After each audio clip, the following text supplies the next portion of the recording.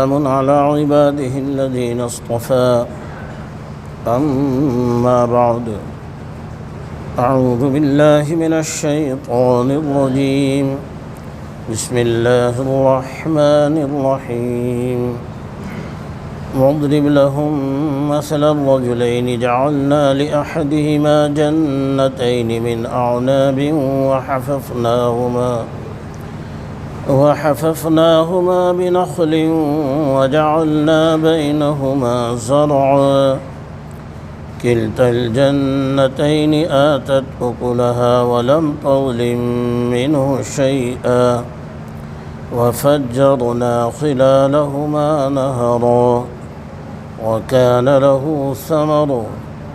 فقال لصاحبه وهو يحاوره أنا أكثر منك مالا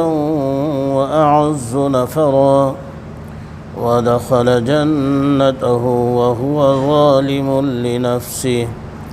قال ما أظن أن تبيد هذه أبدا وما أظن الساعة قائمة ولئن رددت إلى ربي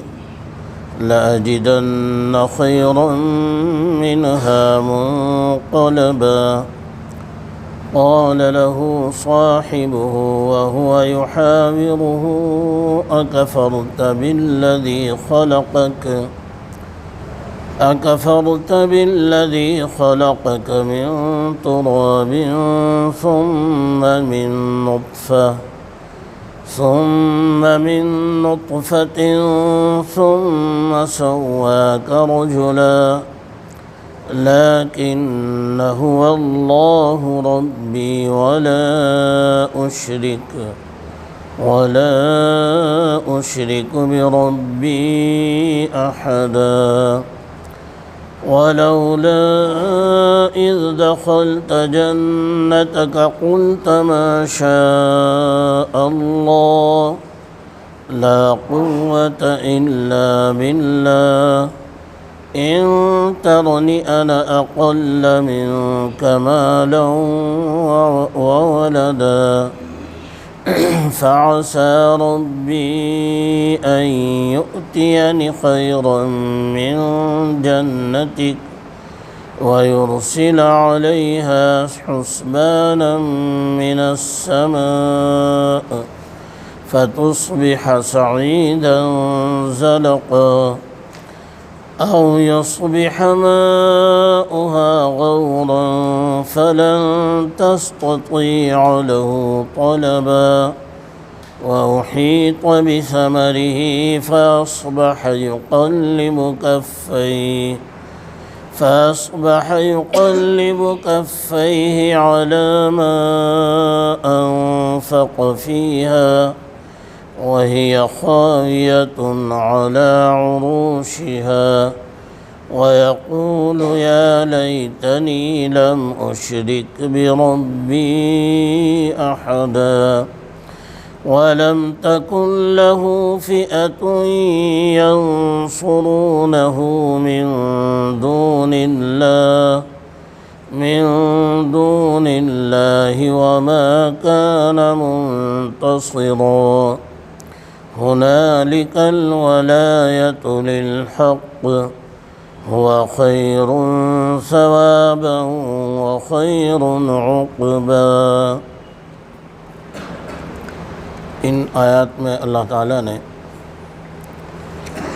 دو بندوں کا ذکر کیا ہے جن کا آپس میں تعلقات تھے، دوستی تھی، اور ان میں سے ایک غریب تھا اور دوسرا صاحب مال، صاحب اولاد، اور اس کے تعلقات بھی بڑے وسیع تھے، بہت عزت والا بندہ تھا۔ اس کے پاس باغ بھی تھا، ایک مرتبہ دو باغ تھے اس کے پاس انگور کے۔ ایک مرتبہ یہ اپنے اس دوست کے ساتھ اپنے باغ میں گیا اور جا کر وہاں بڑے بول بولنے لگا کہ دیکھ میں تیرے سے مال میں بھی زیادہ ہوں اور لوگوں میں آبرو کے اعتبار سے بھی زیادہ ہوں، اولاد بھی میرے پاس زیادہ ہے، اور تو خام خواہ بھٹیچر بس اللہ اللہ اللہ، نماز روزہ بھی اسی میں لگا رہے، کچھ کر دنیا کے لیے، کچھ کما، کچھ کھا، کچھ محنت کر۔ اس نے کہا ٹھیک ہے بھائی، اور آگے بڑھ کر یہ کہنے لگا کہ جس خدا نے مجھے یہاں دیا وہ وہاں بھی دے گا، اور یہ اتنی دولت ہے میرے پاس کہ کبھی ختم ہونے والی نہیں ہے، نہ یہ خراب ہوئے گی۔ یہ دیکھ باغ کیسے اچھے لہلا رہے ہیں، کیسا پانی کا نظم ہے، نہریں چل رہی ہیں، تو ایسے میں باغ کیسے تباہ ہو سکتے ہیں؟ اور تو جو قیامت قیامت کہتا پھرے، مقدر مقدر کہتا پھرے، مجھے تو یقین ہے کہ کہیں قیامت بھی آئے گی۔ بھائی انسان جو کر لے کھا لے، بھائی یہی ہے، آگے کچھ نہیں رکھا ہے۔ یعنی اس طرح کی اس نے باتیں کریں،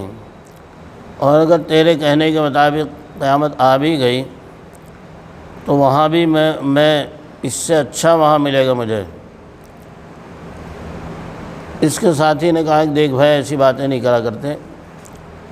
تو یہ ناشکری کی باتیں کر رہا ہے،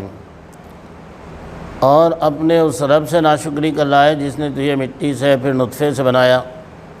پھر کتنا بھلا معتدل انسان تجھے صحیح قد و قامت کے ساتھ بنا دیا، کتنا تن و من مرد ہے تو۔ لیکن بھائی میرا معاملہ تو یہ ہے کہ اللہ وہی میرا رب ہے، اور میں اپنے رب کے ساتھ کسی کو شریک نہیں ٹھہراتا ہوں۔ تو یہ چاہیے تھا کہ جب تو اپنے باغ میں آ رہا تھا، دیکھ کر کہتا ماشاء اللہ لا قوت الا باللہ، اللہ کا کرم، اللہ نے مجھے دیا، اور جب کہ تو مجھے دیکھ رہا ہے کہ میں مال اولاد ہر اعتبار سے تیرے سے کمزور ہوں، تو ہر اعتبار سے تجھے شکر ادا کرنا چاہیے تھا۔ اور بھائی میرا تو یقین یہ ہے کہ ہو سکتا ہے اللہ تعالیٰ مجھے تیرے سے اچھا دے دے، اور تیرے باغ کے اوپر ایسی ہوا چلے کہ اس کا سارا باغ ہی ستیہ ناش ہو جائے، یا خشک ہو کر رہ جائے، اس کا پانی بھی تہہ میں چلا جائے۔ اگر یہ نہریں سوکھ گئی تو کہاں سے لاوے گا پانی ڈھونڈ کر بھائی؟ اور اللہ سے ڈرنا چاہیے، اس نے نصیحت کری۔ چنانچہ یہی ہوا کہ ایک موقع پر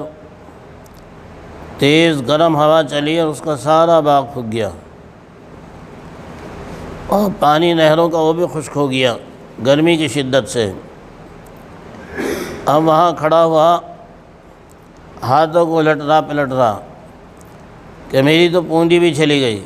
یعنی جو پونجی لگائی تھی اس نے وہ بھی نہیں بچی ہے، اور سارا باغ گرا پڑا تھا اپنی شاخوں پر۔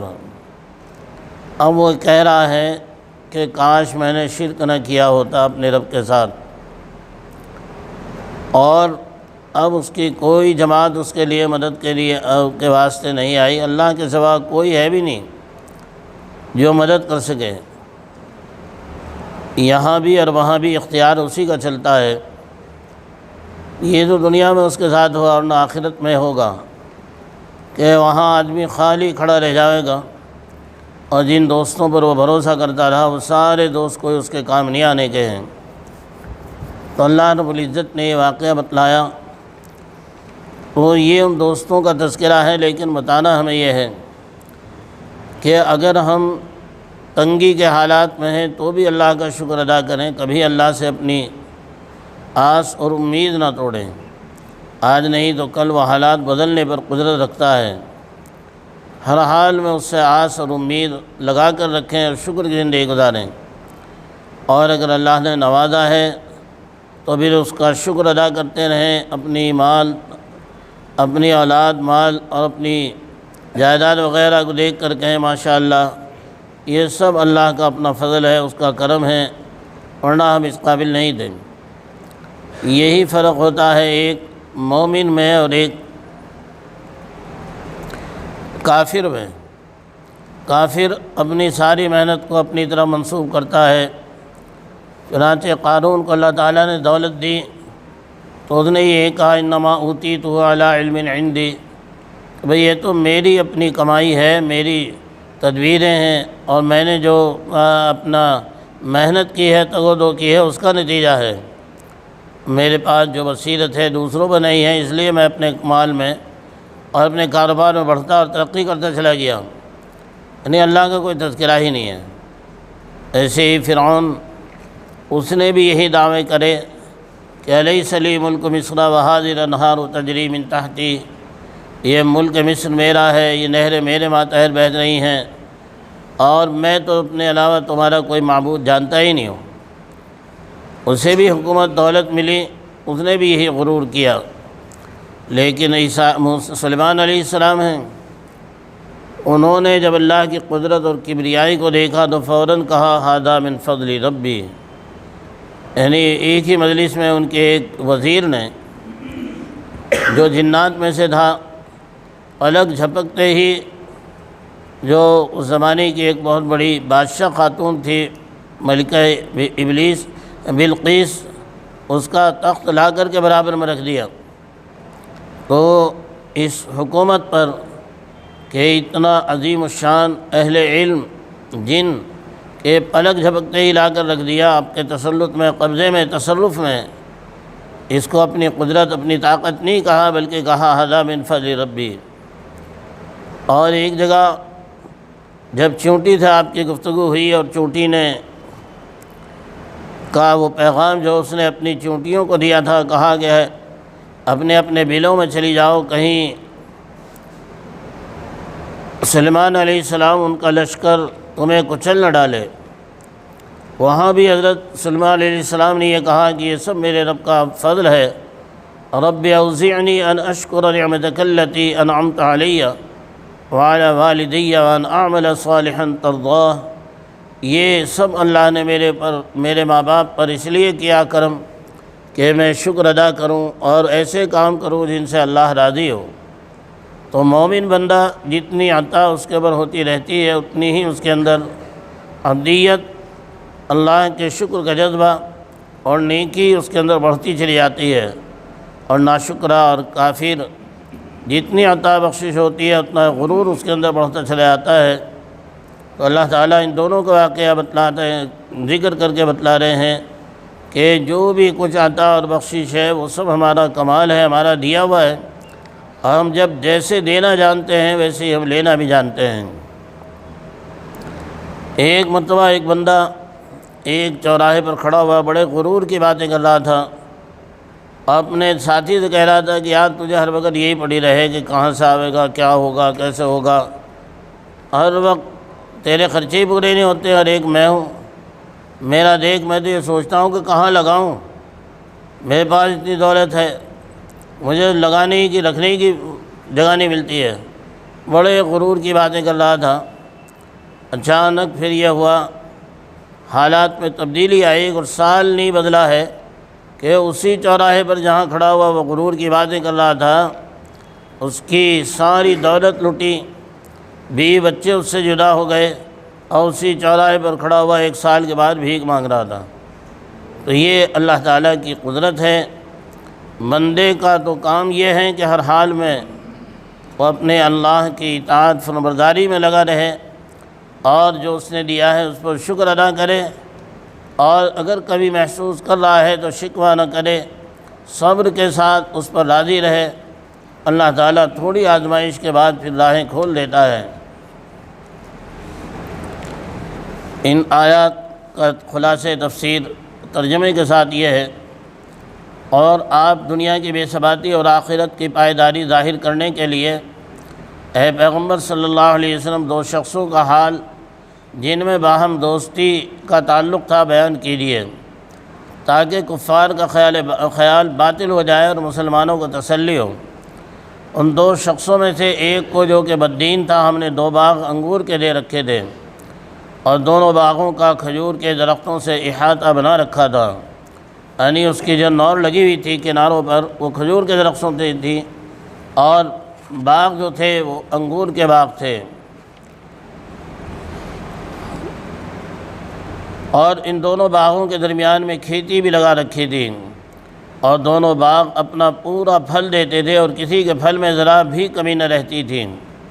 بخلاف عام باغوں کے کہ کبھی کسی درخت میں اور کسی سال پورے باغ میں پھل کم آتا ہے۔ اور ان دونوں باغوں کے درمیان نہر چلا رکھی تھی، اور اس شخص کے پاس اور بھی مالداری کا سامان تھا۔ سو ایک دن اپنے اس دوسرے ساتھی سے ادھر ادھر کی باتیں کرتے کرتے کہنے لگا کہ میں تجھ سے مال میں بھی زیادہ ہوں اور مجمع بھی میرا زبردست ہے، مطلب یہ کہ تو میرے طریقے کو باطل اور اللہ کے نزدیک ناپسند کہتا ہے کہ اب تو دیکھ لے کہ کون اچھا ہے۔ اگر تیرا دعویٰ صحیح ہوتا تو معاملہ برعکس ہوتا،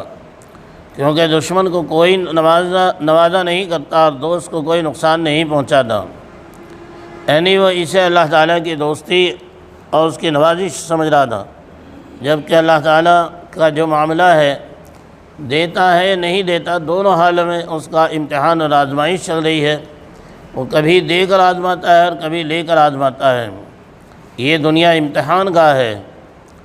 اور وہ اپنے اس ساتھی کو ساتھ لے کر اپنے اوپر کفر قائم کرتا ہوا اپنے باغ میں پہنچا اور کہنے لگا کہ میرا تو خیال نہیں ہے کہ یہ باغ میری زندگی میں کبھی بھی برباد ہوگا۔ اس سے معلوم ہوا کہ وہ خدا کے وجود اور ہر چیز پر اس کی قدرت کا قائل نہ تھا، بس ظاہری سامان حفاظت کو دیکھ کر اس نے یہ گفتگو کی۔ اور اسی طرح وہ کہنے لگا کہ میں قیامت کو نہیں خیال کرتا کہ قیامت آئے گی، اور اگر بالفرض تیرے کہنے کے مطابق قیامت آ بھی گئی اور میں اپنے رب کے پاس پہنچایا گیا جیسا تیرا عقیدہ ہے، یعنی میرا تو عقیدہ ہے نہیں، تو ہی کہہ رہا ہے، تو ضرور اس باغ سے بھی بہت زیادہ اچھی جگہ مجھ کو ملے گی، کیونکہ جنت کی جگہوں کا دنیا سے اچھا اور بہتر ہونے کا تو تجھے بھی اقرار ہے، اور یہ بھی تجھے تسلیم ہے کہ جنت اللہ کے مقبول بندوں کو ملے گی، اور میری مقبولیت کے آثار و علامات تو دنیا ہی میں دیکھ رہا ہے۔ اگر میں اللہ کے نزدیک مقبول نہ ہوتا تو باغات کیوں ملتے، یہ دولت کیوں ہوتی، یہ اولاد کیوں ہوتی، یہ عزت لوگوں کے درمیان کیوں ہوتی؟ اس لیے تمہارے اقرار و تسلیم کے مطابق بھی مجھے یہاں سے اچھے باغ ملیں گے۔ اس کی یہ باتیں سن کر اس کے ساتھی نے، جو کہ دیندار مگر غریب تھا، اس کے دوست نے جواب کے طور پر کہا کیا تو توحید اور قیامت سے انکار کر کے اس ذات پاک کے ساتھ کفر کرتا ہے جس نے تجھ کو پہلے مٹی سے اور پیدا کیا، پھر تجھ کو نطفے سے، یعنی پہلے مٹی سے بنا ہے اور پھر وہ نطفہ بھی مٹی سے، انسان جو غذا کھاتا ہے وہ سب مٹی سے تعلق رکھتی ہے، چاہے وہ ڈھور ہیں، وہ ڈھور جو ہیں وہ بھی مٹی ہی سے سبزہ کھاتے ہیں، گھاس کھاتے ہیں، پھر ان سے گوشت تیار ہوتا ہے۔ تو اس کے بدن میں چاہے گوشت سے، چاہے دانہ دنکوں سے، چاہے فروٹ سے جو بھی نطفہ اور خون تیار ہو رہا ہے وہ سب مٹی ہی سے ہے۔ تو تجھ کو پہلے مٹی سے پیدا کیا، پھر نطفے سے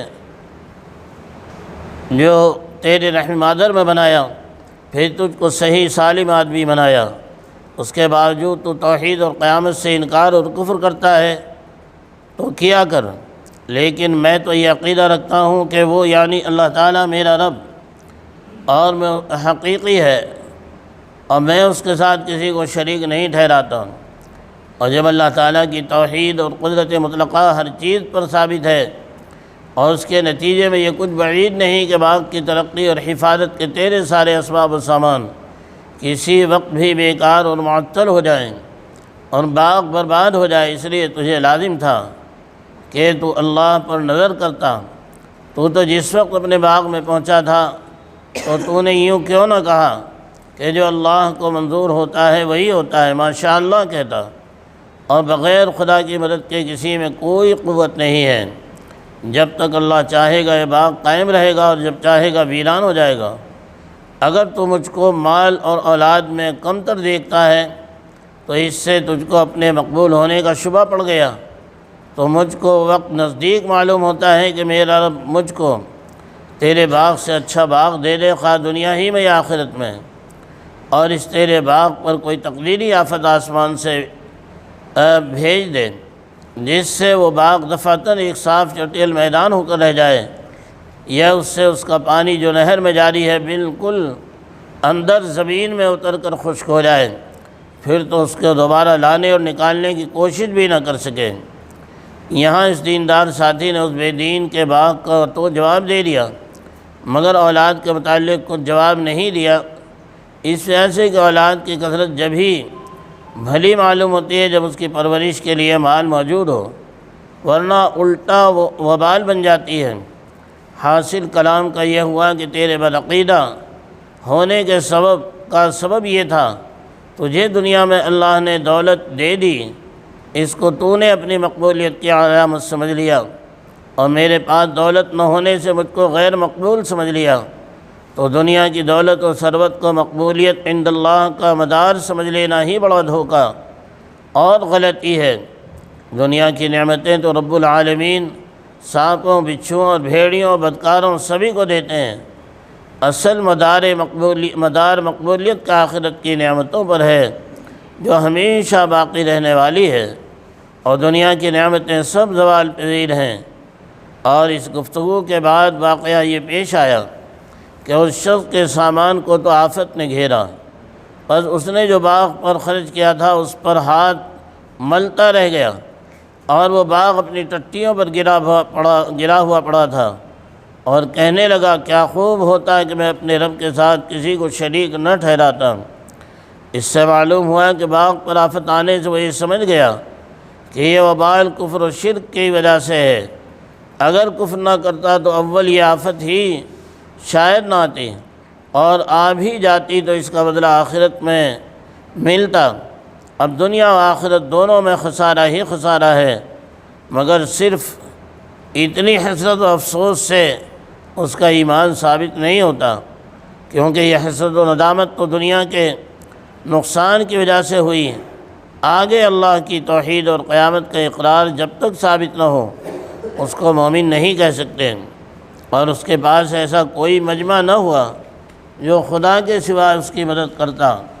اس کو اپنے مجمع اور اولاد پر ناز تھا، وہ بھی ختم ہوا، نہ وہ خود ہم سے بدلہ لے سکا۔ ایسے موقع پر مدد کرنا تو اللہ برحق ہی کا کام ہے، اور آخرت میں بھی اسی کا ثواب سب سے اچھا ہے، اور دنیا میں بھی اسی کا نتیجہ سب سے اچھا ہے۔ یعنی مقبولین کاملین کا کوئی نقصان ہو جاتا ہے تو دونوں جہاں میں اس کا ثمرہ نیک ملتا ہے، بخلاف کافر کے کہ بالکل خسارے میں رہ گیا۔ تو اللہ تعالیٰ نے ان دونوں دوستوں کا ذکر کر کے ہمیں سمجھانا چاہے کہ بندہ یا تو غربت کے حالات میں ہے یا نعمت کے حالات میں ہے، جس حال میں بھی ہے اللہ کے ساتھ اس کا رشتہ جڑا رہے۔ دنیا کی جو پریشانی اور تنگی ہے یہ تو عارضی ہے، تھوڑے ہی دنوں میں یہ سب ختم ہو جاتی ہے، لیکن آخرت کا جو معاملہ ہے وہ ہمیشہ ہمیشہ کے لیے ہے، اس لیے یہاں کی نہ کسی نعمت پر اکڑنا ہے، اترانا ہے، اور نہ یہاں کی کسی تنگی پر مایوس ہونا ہے، ہر حال میں اللہ پر شاکر رہے۔ اللہ نے اس واقعے کو اس لیے یہاں بیان فرمایا ہے۔ اللہ ہم سب کو ایمان کامل عطا فرمائے، اور رضا بالقدر اللہ تعالی ہم سب کے لیے مقدر فرمائے۔